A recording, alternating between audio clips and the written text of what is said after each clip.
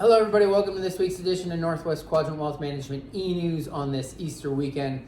We hope everybody has a wonderful Easter. For those of you that are in Bend, you know it's been quite snowy this whole week and looks like it's going to persist. So spring is going to wait a little longer to come to Central Oregon. Let's talk about the markets. Market sentiment and what is driving markets right now is mostly driven by what the Federal Reserve is doing. So the Fed, as we know, last month started their interest rate hiking cycle as a way to deal with inflation. And the Fed knows that they're going to just continue to raise interest rates as long as inflation becomes a problem. And we got inflation data last week that shows that inflation is still at 40-year highs. So the Fed at their next meeting has talked about raising interest rates by 50 basis points or 0.5%.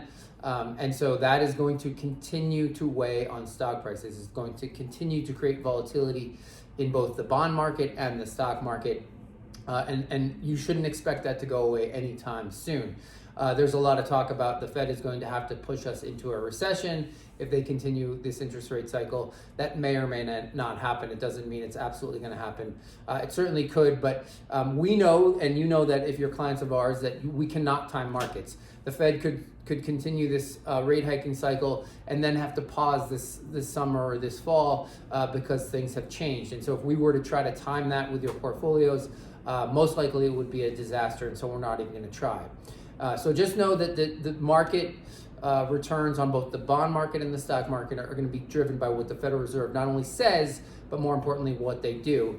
We just know that interest rates are going to go higher. And as Josh likes to say, interest rates are like gravity. As rates go higher, valuation of stock prices is going to go lower. But Josh can talk about where our portfolio is positioned, we think, to take advantage of that. Our asset allocation since March of 2020 has largely been driven by the belief that inflationary pressures were here to come and that they would be fairly persistent. That's what happens when you throw $7 trillion at a $950 billion contraction in economic activity. The reality is that following inflationary pressures, the Federal Reserve only has one response in their toolkit, and that's to raise interest rates. And of course, higher interest rates drives our portfolios today, but our belief and our asset allocation is driven by that reality. And you know what happens when interest rates go up is all of a sudden companies that make money today are valued more highly by the market, and growth becomes something that's less valued. And you know you've seen that so far in the year-to-date performance of various sectors.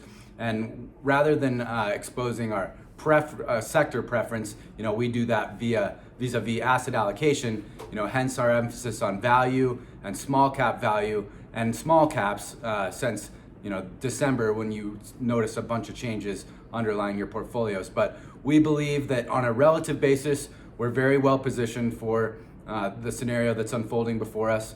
And of course, everything's relative to expectation. And so we'll see if the Federal Reserve follows through with what they said they're going to do.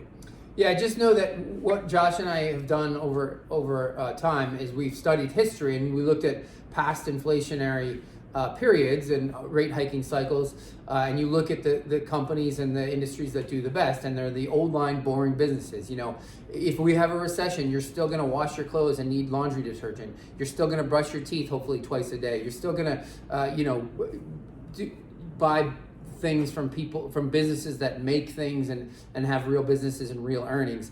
And historically in inflationary times and rising rate cycle periods, those are companies that have done well. Like Josh said, the high growth names that are dependent on earnings out in the future, those are the names that have sold off, and we believe will continue to sell off. So that doesn't mean if stocks go down that you're immune to that. It just means we're better positioned than if you had a high growth portfolio that was sort of tilted towards the NASDAQ. So as always, if you have questions about your situation or your portfolio, you can always give us a call at the office. That number is 800-743-0988, or you can send either one of us an email. It's Josh or Tyler at northwestquadrantwealth.com.